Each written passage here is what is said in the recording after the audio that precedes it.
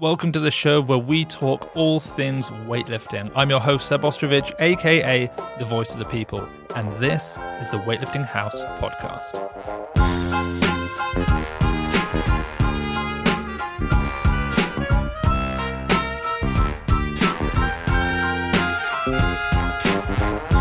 Hello and welcome back to this week's episode of the Weightlifting House podcast with your host, Seb Ostrovich, the voice of the people, joined by the people's head of product, the weightlifting pundit. It's Mr. Nick Grew. And Nick, on today's episode, we're going to talk about Li Dayin. What the heck should China do with him? And a bunch of other questions that we've had sent in from the listeners. So we're going to start with Li Dayin. Before we start, I have one small favor to ask, and no, it's not to rate the podcast, though that genuinely does help. It's to tell your teammates, your fellow weightlifters, about the podcast. That way you can actually have some decent chats with them during training because they're going to know as much as you. Or maybe perhaps you actually don't want them to know. You want to be the only one with the good info. I don't know. But no, please do tell your teammates, and of course do make sure to give the podcast a quick 5-star rating if you have a spare second. On to the show.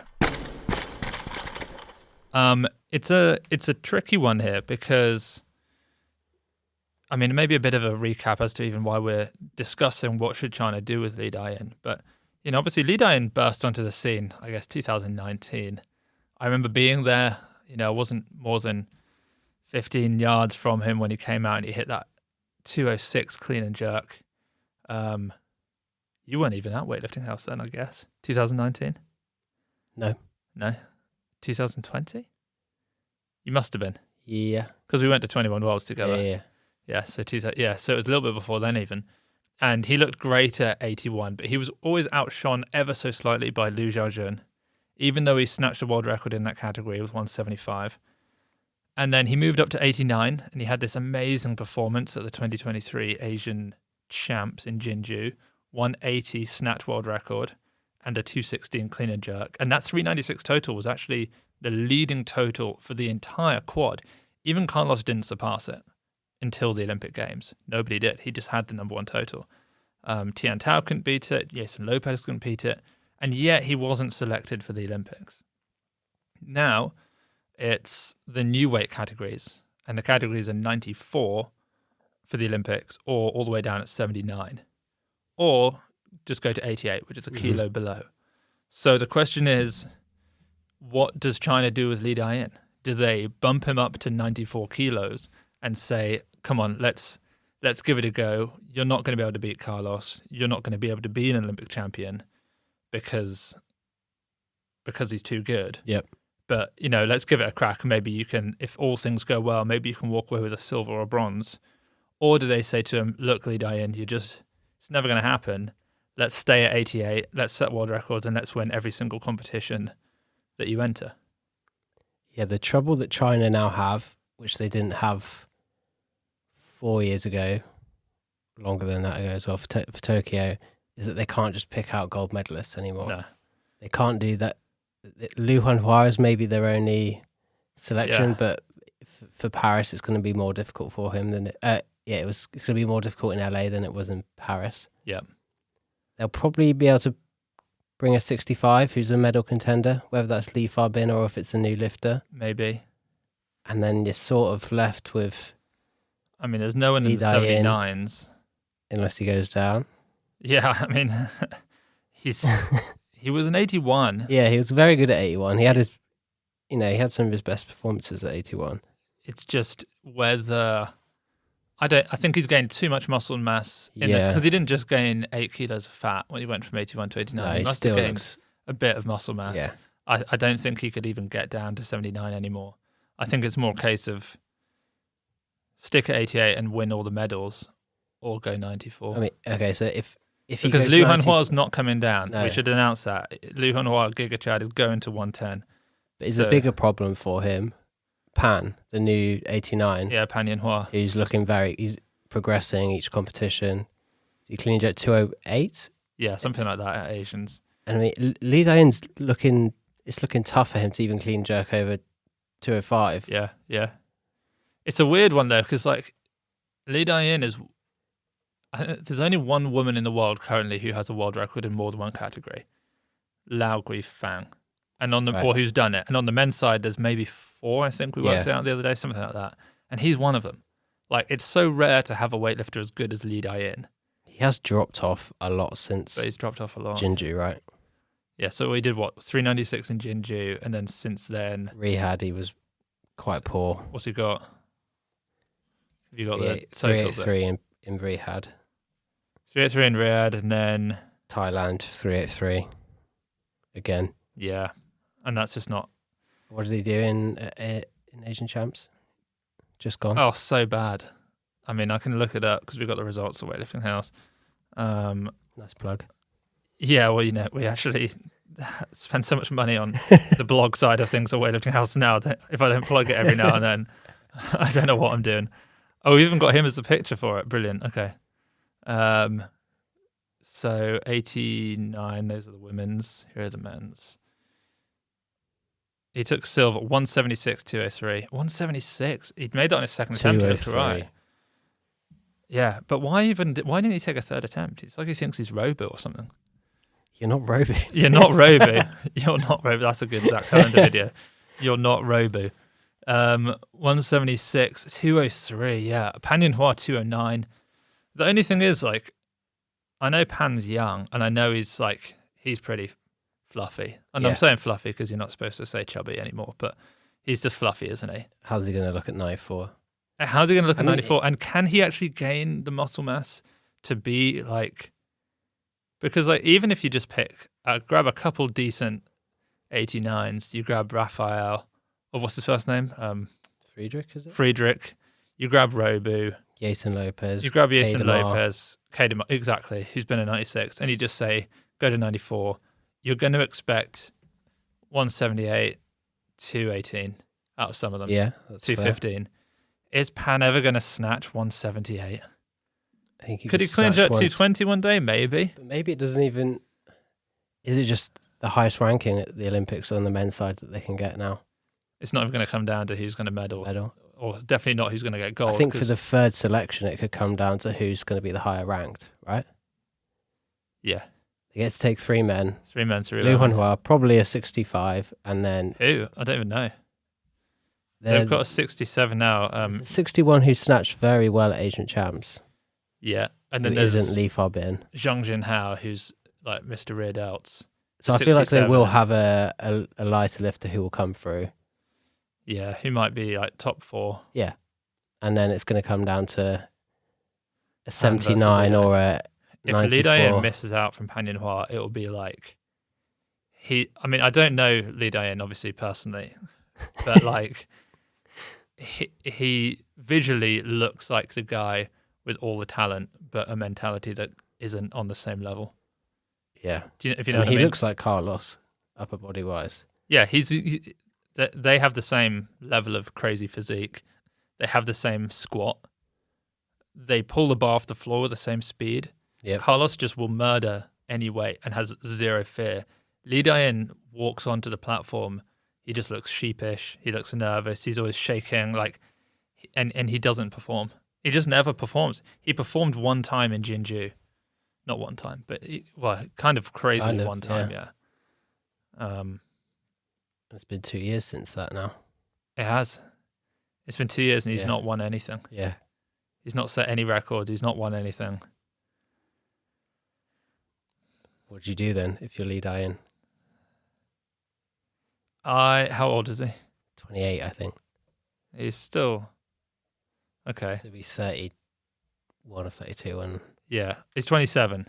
Okay. So he's going to be 30... It's 2025. He's going to be 30. I'm going to go 94. I'm going to spend a year fixing my body. Yeah. Just doing like rehab. I don't know. I don't even know if he's injured. I'd see a sports psychologist. I'd still get him into rehab even if he's not injured. I'm talking about like real rehab, for alcoholics. Just get him in a sauna, get him reading outside, get him, doing some group activities for a year, just reset him and then say, okay, you've got 2 years. You've got a Worlds in China next year, so he needs to be ready for that. I'd say that you have no appointments until China. Is it Ningbo? Ningbo 2026? That's the next time you're going to compete, and you're going to go up against Carlos, and You're not going to beat him. you're not going to beat him yet, but Yeah. we're going to open you up light. You're going to make 6. No, this is what I'm telling him. I don't believe it, but this is what I would say to him. We're going to go 6 for 6. You're going to go 160, 170, 180. You're going to go 95, 205, 215. We're going to play your own game. He's going 215, is he? At 94 in a year's time. He's not. After a year, okay. After a year of rehab. And then just give it one final go. You've got to go to the Olympics. He's world record holder in 2 categories. I mean, this is the best chance for him to go to the Olympics. Yeah. I mean, he's going to come down to being a higher ranked Chinese male lifter. Yeah. You couldn't used to get away with that. No. Does Pan follow him up to 94, 4. or does he think it's not my time yet? Because he is, 18, right? 17, Yeah. 18. Yeah. They might save him for... He should go 88 for a bit. Just, it's a if good he does class well for at him. 88, bump him up maybe to... Yeah. He could become world champion Yeah. in China at 88. Couldn't he? He could do that. They might save him for... I can't even think. Is it Brisbane with the... Yeah, 2032. Yeah. I'm going to be an old man then. I don't You even already think are, about it. I'm getting there. I'm 32 now, blimey. I don't know how old I was when I started Weightlifting House, but it's been a while. So yeah, it's... I mean, that was one of the other questions that we got, actually, which we can sort of slide into, I suppose, was about China's men's team. Let me see if I can find the specific question. I think the question was basically, here we are. This is from Tony. How do you see the Chinese men's team doing over the next quad? Not great. I don't see it doing well, Tony. I'll be honest with you. Liu Hanhua is going to be less competitive. I mean, he might still win, but he's going to be less competitive than he was. Liu Hanhua versus... Less dominant than he was at 102. I mean, Akbar's going to do great at 110. Liu Hanhua on a great day, like 6 for 6 day, I mean, like the ones that you get like every year or two. He'll do 189, 236. Yeah, and Akbar's going 190. 194, Yeah. 238. Even, I mean, I don't think Garrett can beat Liu Hanhua, but Simone, it depends how... I'd love to see Simone come back and... push Akbar. Yeah. Get back to those levels. Yeah. 190 again. 240. Just load it on the barg. Him and Akbar at Tokyo was good, wasn't it? Unbelievable. And then them versus Ruslan in 2021. Mm-hmm. Remember that one? That was sick, wasn't it? Them in the back room. Yeah, you were on the side of the platform filming that one, Yeah. and I was up in the, what do you call it, rafters? Raft? Up in the Sure. up in the stand. Up in the stands. Yeah, I was up in the stands filming. Yeah, we had a lot of fun with that one. Yeah, I don't see China doing well on the men's side, to be honest. I mean, I think a 65 will come through who will medal. I feel like they'll be able to find. I don't. Really? So Maybe they will be able to, but I don't Yeah. know who they are yet. Like North Korea is doing well at 65 for sure. I don't even know who's doing well. Is Echo making... No. LA. Surely not. Surely not. 65's a nice category for him, you know. Yeah. Hampton will do well. Yeah. Sergio Masida could do well. I mean, he's not even lifting yet. I know. Surgery. Yeah. Skinny Mini. You got lifters from Thailand. Skinny Mini, hang on. Bulgaria. Dimov. Dimov is going to do okay. Yeah. I don't know. I think it's going to be tough at 65 for Team China. Hope Theropong they as find well. someone. Yeah, Theropong's still a try. He'll do well, actually. I mean, has Leafar been done? Has that been confirmed? I don't know. It's not been confirmed. So, I mean, he might just come back. He might come back for a laugh. Take another Olympic spot. That's the thing. He'd get a spot, wouldn't he? He'd get a spot. I mean, 140 at that body weight. He's going to still do 140 minimum, and he's probably going to do 175, 170 actually. His clean jerk's dropping. What did the Chinese 45, lifter do 70. at Asian Champs? I'll tell I you think right it was now. in the 61s, right? At Weightlifting weightliftinghouse.com. He did I think he snatched 140, didn't he? 147, 170. Zhang Jinhao. Go 61s. Wang Hu, 142. 142, 163. Why is he so bad in the clean and jerk? I mean, it's not bad. That's a massive snatch, though. It's a massive snatch. 142 is insane. I mean, that could be... 4 kilos under the world record. How old? I wonder how old he is. I reckon he's young. Yeah. I'll tell you who we've not mentioned, who I just saw do 170-205 at a local comp. Not China. Okay. Is Jason Lopez. Oh, nice. I mean, he's short. He used to be a good 77, but presumably he has to go 94. But he could do well. I mean, he's another spanner for Li Dayin. Yeah, for sure. I don't think Li Dayin. I mean, he's going to do in a good day at that body weight, 85-15, that kind of number. They're almost similar in the snatch, and then except that he makes them. Jason's going to beat him in the clean. Yeah. Where's Roby going? I know we're sort of jumping around here. Well, you said that he told you yesterday that he was going to stick at...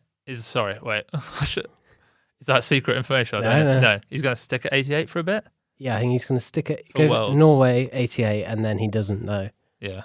Because when we were in Moldova, he said that after the Olympics, he was thinking about the 81 category. Yeah. So weight isn't it? He can get down. Yeah, he can get down. He can go up. I watched the video because we did that documentary on him, which if you haven't checked out, everyone, you should. It's really good. Yeah, definitely. 26-minute documentary on him and the craziness that happened at the Olympics. But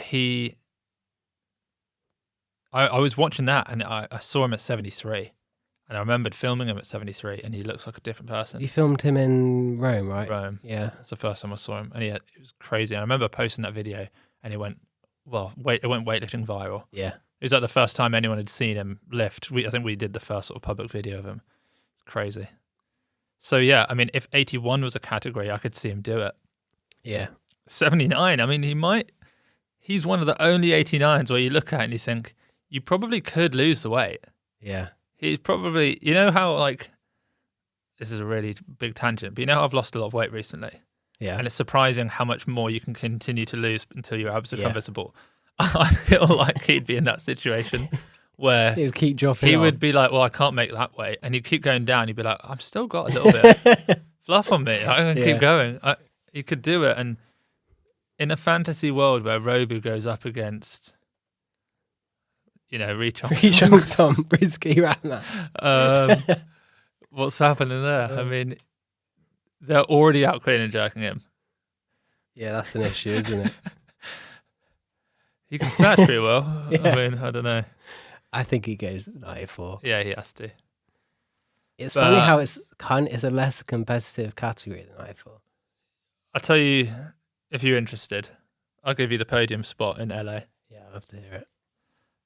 For which category? 94. It goes, and I think you will agree. It goes, yeah. Li Dayin. It goes Carlos, Jason Lopez, Nagisa, Adilatuli. Bulgaria, Colombia, I like Kazakhstan. Nagisa in there. I think I was going to say Nagisa bronze, silver. But actually, if you think about him versus Lopez, 180 snatch Lopez is already doing that. Yeah.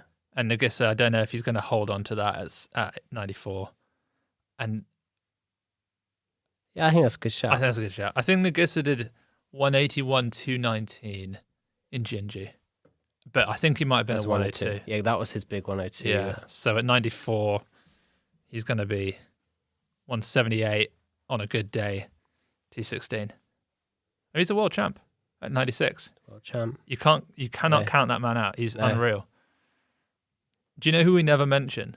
Because there's too many of them and they change every year. Team Iran. Yeah. I mean, who knows? You literally couldn't pick it. I mean, they had a world champion 2023 in the 89s, and I don't even know what's happening with him. No. He could go 79 for all I know. Get Javardi back. Yeah, get him back. All right, let's jump into some of these questions that we've got from everybody.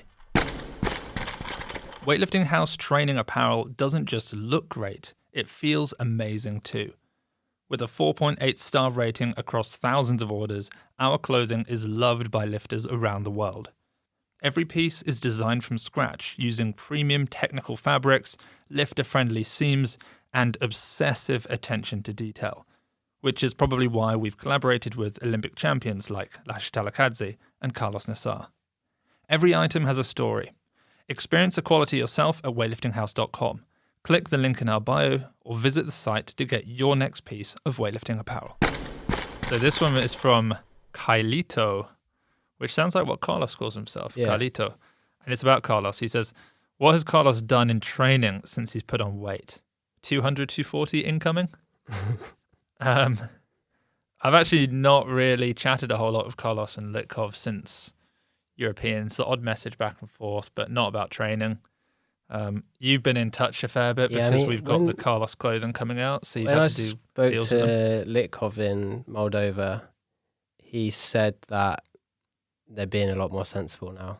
Yeah. Taking care of Carlos's body a lot more. So I think I wouldn't be surprised if he hasn't. I mean, he probably hasn't hit more than he hit in Moldova. No. It Did he hit 29 in Moldova? Or 28? was 28, wasn't it? 188. 220. Or did he miss it? No, he made it. I think it was 229.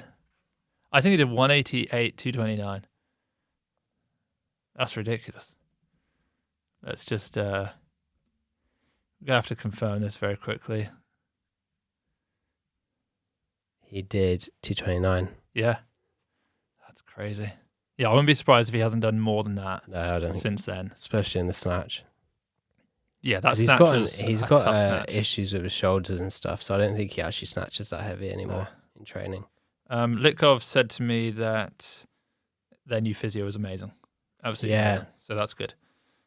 So, I mean, what can he do at 94? I mean, he's definitely going to be snatching over 190 in these heavy training sessions and clean and jerking probably 235, something like that. Yeah. I wouldn't be surprised. I mean, that 188 really shocked me. Yeah, I did not believe he could do that.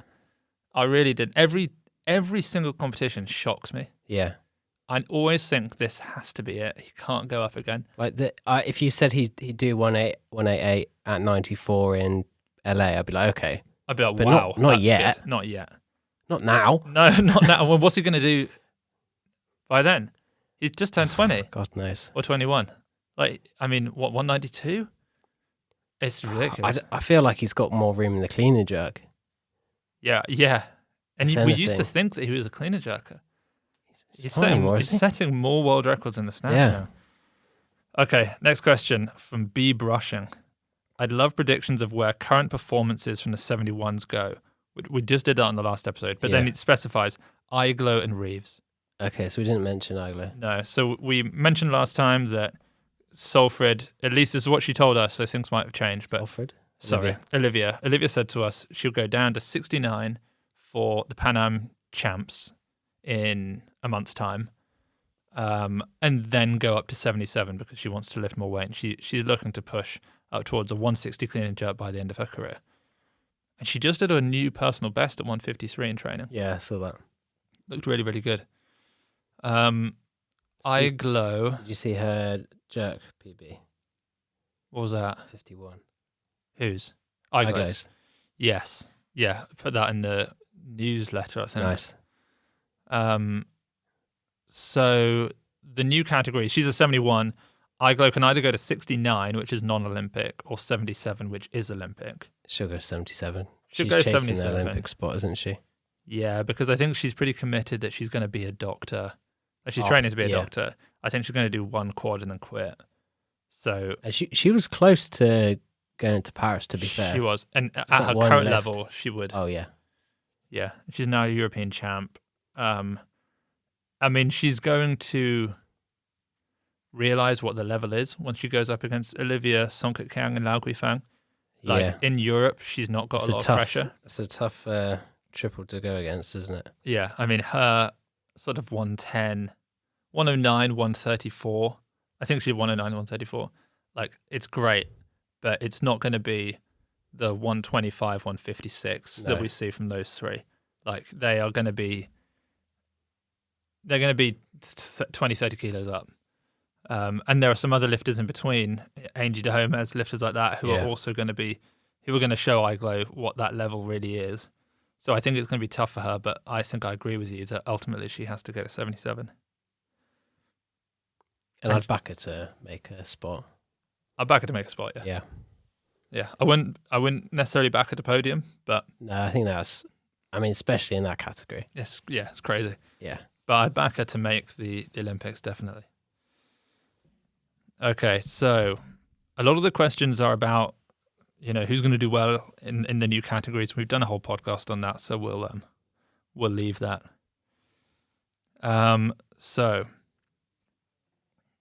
This one's from Sergey. 2 questions. One is, and I think we're going to probably go deeper on both of these questions. I might even do them with Sergey's podcast, but one is current thought on the press-out rule. We can touch on that very quickly. For those, I think I probably care about this more than you.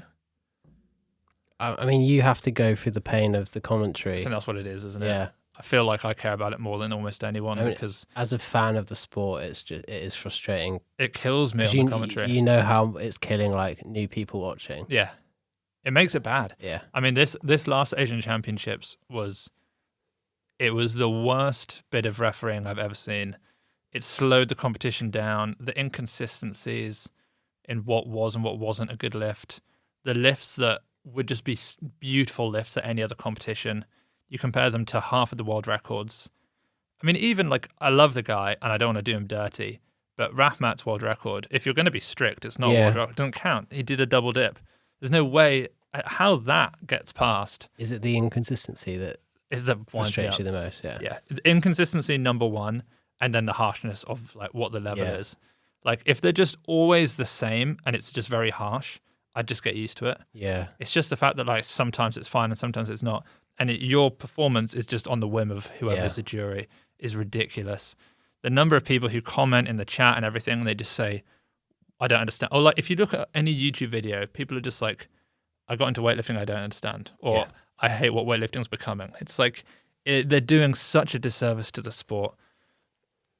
Maybe there can be some level of, there's a real difference between a press where you catch it on bent elbows and then you continue to press it out versus catch it straight and then it wobbles. Yeah.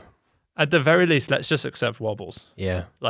If you catch it on a they're lockout, harder to sort of the bend and re-extend. Allow that at the very least. If someone catches it, and they're properly bent out and then they just fight and press it out, I think that's fine. But I understand if they don't want to change that part of the rule, whatever.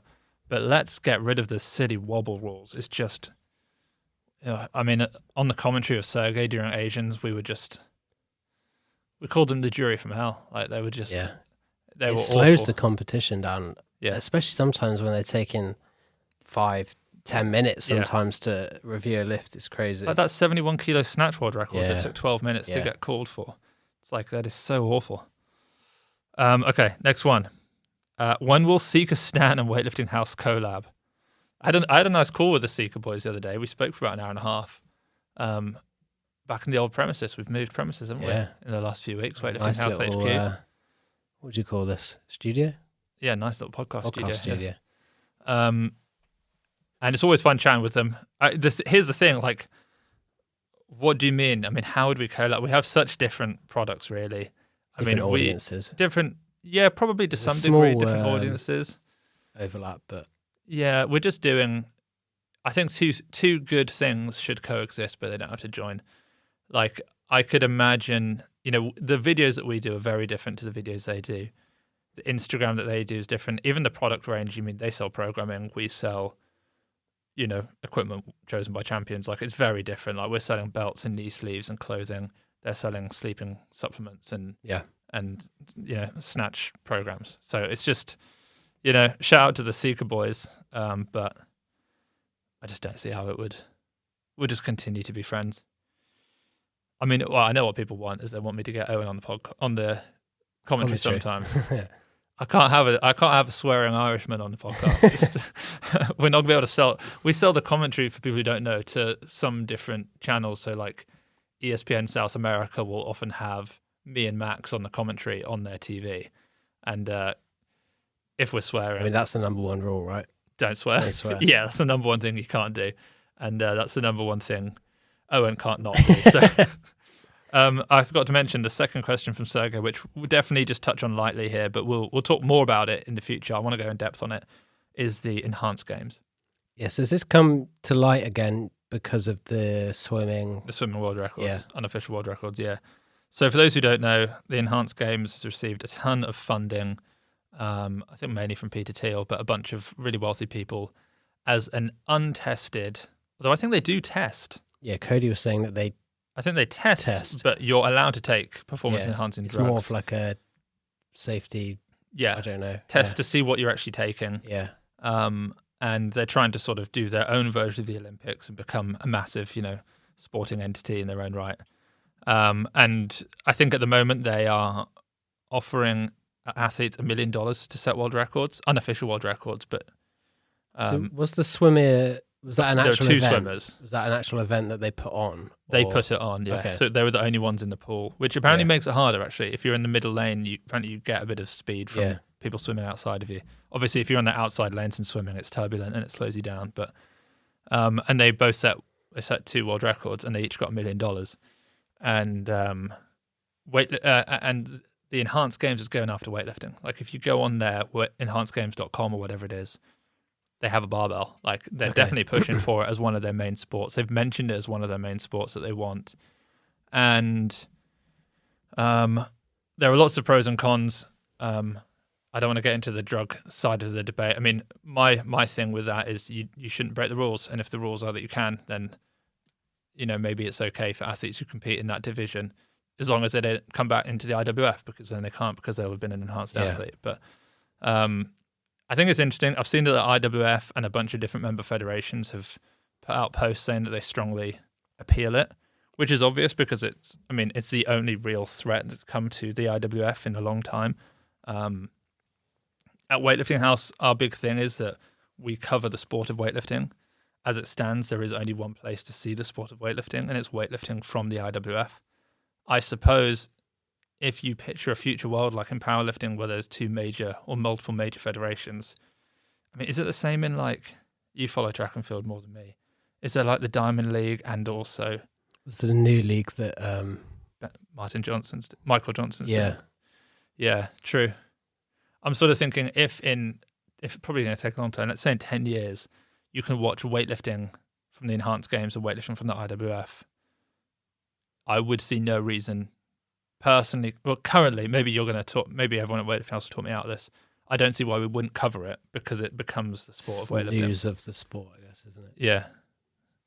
So we'll see. But yeah, maybe I'll get Sergey on and we can talk about that. They actually reached out to us 3 years ago when they were really small. Do you remember they reached out and they said, "Would you have us on your podcast?" And we went on and we looked at their website and we laughed because they were talking about drugged athletes as though they were having a hard time coming out of the closet. Right, okay. And it was like, can you imagine what it's like to be an athlete with this big secret and people will judge you?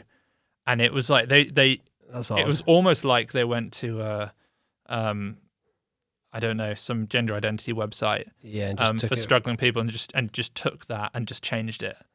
It was very weird, and we said no to them, but they've definitely grown now and they're trying to turn into something pretty big.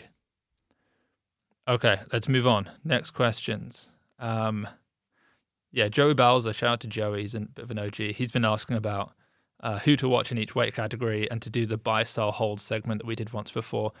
We've been through the categories and we'll do that segment again as a whole nother video at some point, so we'll get back to that.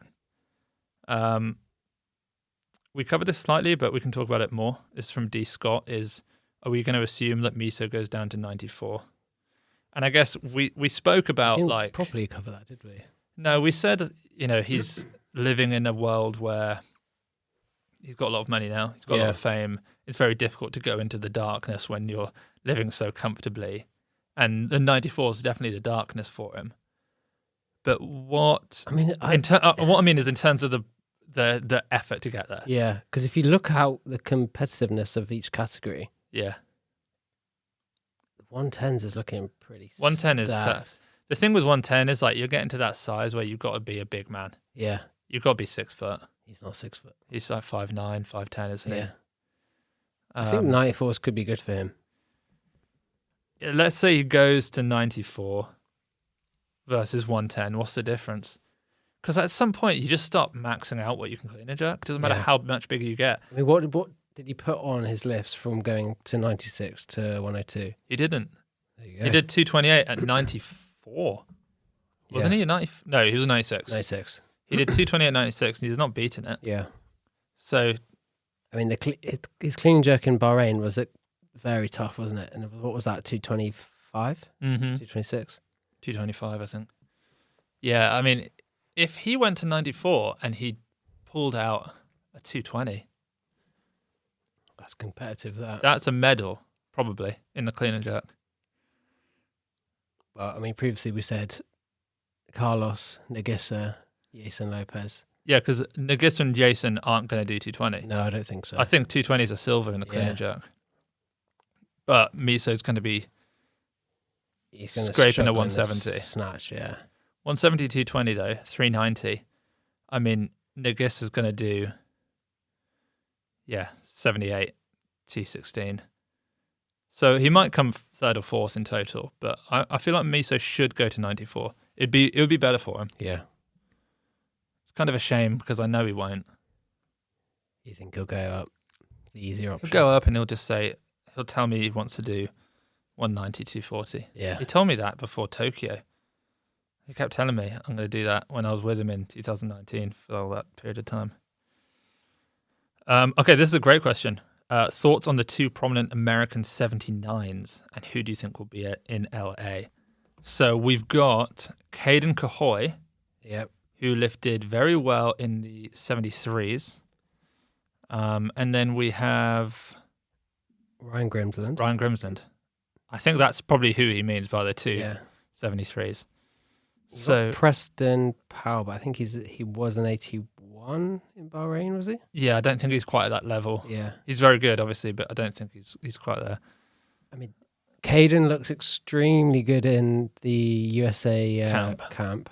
Yeah, at Worlds at 73, he did 145, 187. His clean and jerk is incredible. I mean, didn't he do 200? Did he do 200 at the American camp? I think so. I think he did like 155, 200 or something crazy. And then the other day, do you remember I said to you, what do you think Ryan just jerked off blocks? And you kept going up and up. What was it in the end? Was it 220? 222? I think so, yeah. It was over 220. I put that in the newsletter as well, so some of you will have seen that. I think the 79 category is good for both of them. They're both quite tall lifters. Ryan's been an 81 at points. Yeah.